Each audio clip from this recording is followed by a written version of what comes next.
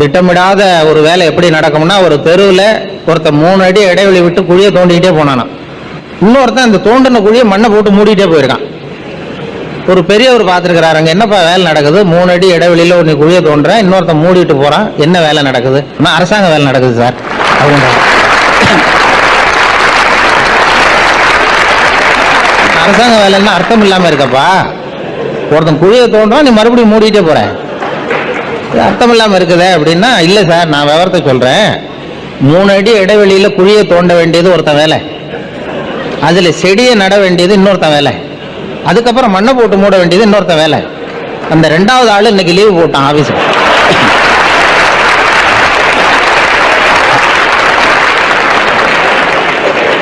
அதுக்கு நான் என்ன சார் பண்ண முடியும்? அவனுதான் எங்கள் அதிகாரிகிட்ட சொன்னால், நீ ஓன் டியூட்டியை ஒழுங்கா பாரு, அடுத்தவனை பற்றி ஏன் கவலைப்பட.